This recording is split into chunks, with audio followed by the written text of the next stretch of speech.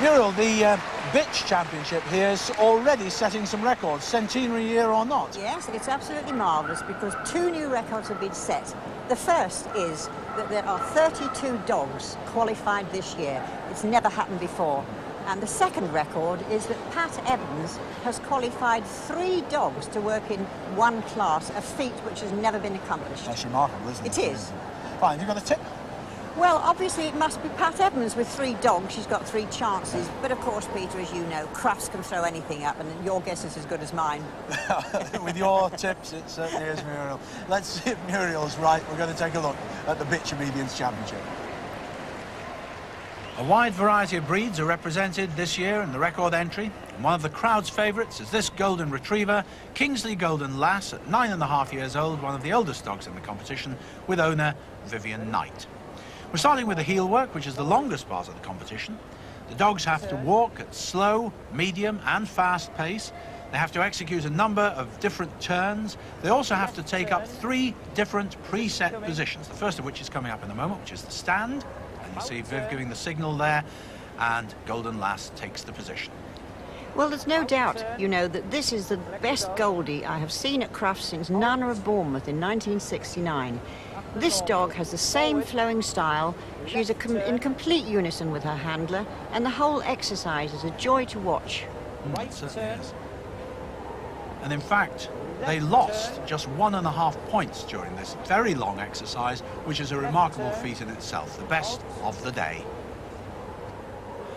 Unfortunately, Sylvia Mitchell and Mitch's Chase here were stuck in a traffic jam on their way here. They've only just arrived. And Sylvia does look very tense, which is probably having an effect on the dog. The send-away now, and we look at obedience champion Driftway Laurel with Michelle Newman. In this exercise, the dog is sent away from the handler, in this particular case, diagonally across the ring. And Driftway Laurel does very well with this. Losing just 1.5 points, that was one of the best performances of the day, but it was a difficult test, Muriel. Well, you know, the judge is absolutely right, according to the Kennel Club rules, which state that the dog must be sent away in the direction indicated by the judge, whereas most handlers these days send their dogs to prominent markers, which is a very different thing. And in fact, we're about to see a prize example of the dog getting it wrong because it goes to a marker. This is Joan Jumper. Pat Batchelor's disgusted. The retrieve now. This is Popsicle de Pascua with Diane Columba. The object looks a bit awkward to me, Muriel. Well, you know, considering this is their first time at Crufts, I think they're doing especially well, although it is an awkward article. But there's no mouthing, the dog's coming in, very nice present. Judge Alan Lumley thought so as well. They went clear. This is Beryl Kelsall with champion Limewell Villa. They only lost 0.5 point as well, possibly for a crooked present. Now your tip, Pat Evans here. This is the second of her dogs, champion Latchet's Bianco. And we see, oh no, she's playing about with that one. Although she's a very old dog, she looks like a puppy there. A bit too playful to win competitions. They lost a couple of points there. Distant control now.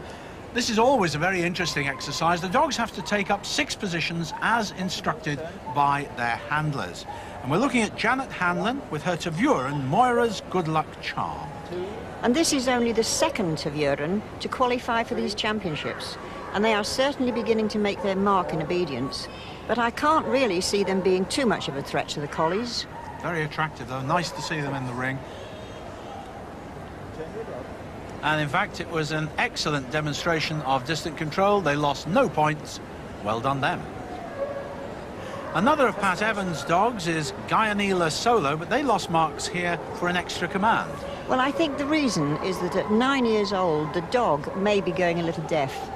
Though it is pretty noisy out there in the ring, isn't it? That's right. Well, another method of control is to use hand signals like Carol Robson here. Oh, it's very vigorous, all that. All the dogs have to perform the 2-minute sit and the 10-minute down with the handlers out of the ring at the same time. So whilst the handlers leave, those are the 6 in contention. None of the dogs failed either of those 2 exercises, so the same 6 are still in contention as we come to the scent discrimination. Here, Popsicle de Pascua is receiving the scent cloth from handler Diane Colomba. All Popsy has to do is find a cloth with the same scent on it. It's actually the judge's scent. The cloth is in a pattern which has 2 decoys and a number of sterile cloths. And as this is the youngest dog in the class and her first time at Crufts, she looks very confident to me. Yes, that's the right one. Well. That's it. Back to Diane. And that's a very good example of how scent ought to be done. Champion Gail of Glenbrittle did well in the distant control and only lost 4.5 marks in the send away. Well in contention. What are they going to do with the scent?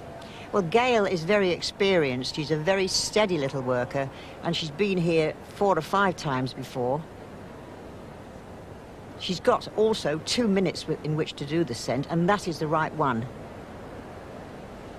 Christine Smeaton is going to be pleased with that. Sets a good target now for Michelle Newman and Driftway Laurel. They're in the lead at the moment, but they need a very good scent to win. And this is the only dog today who has working trial qualifications. Remember, there are 2 decoy cloths out there. That's one of them. Oh, I'm afraid she's lost 50 marks. Straight away, straight down the drain. Oh, what a shame for them. The wrong cloth. Finish. All they had to do was get that right. Finishing beautifully. Laurel doesn't know that it's done anything wrong, but a very worthy win there for Mrs. Christine Smeaton with champion Gail of Glenbrittle. An interested face in the crowd this year was the winner of last year's One Man and His Dog. That's Katie Cropper there. So, day 2 dawns with another exciting round of competition, this time for the dogs. And at the end of the first set of disciplines, this dog was clearly out in front. Champion Kalali Ricky, owned by Mrs. Sandy Wadhams. All they have to do is a good scent, and they will win. It's a different pattern of cloths, and that's the wrong one. I can tell you that straight away. Oh, what a shame. And you can see what Sandy Wadhams thinks of it. Finish. Sick to her boots. Is that the leading Oh dog? dear. So that meant a runoff for the championship between the 2 dogs lying Left in turn. second place at that point. Through the paws. Steve Stevens with champion Dyson Taff. Actually, this dog is the son of the great champion Cherubin Dye, which won here in 1981, the Obedience Championship for Steve Stevens. Exemplary heel work here, followed by equally good distant control, send away Right, and retrieval, set a very stiff challenge for the second dog to run, Coltriever Choice, owned by Mrs. Margaret Bradley, and it's a close run thing, Muriel. Well, I quite frankly wouldn't like to make the choice, but of course there can only be one winner, and the judge must decide. I wouldn't like his job. Alan Lumley has to decide, and after this runoff where they do 4 of the disciplines again, he decides in favour of Margaret Bradley and Coltriever Choice. Steve Stevens obviously disappointed, but a wonderful championship. Thrilled the crowd here. A marvellous way to end her very first day in the Crufts Obedience Championship.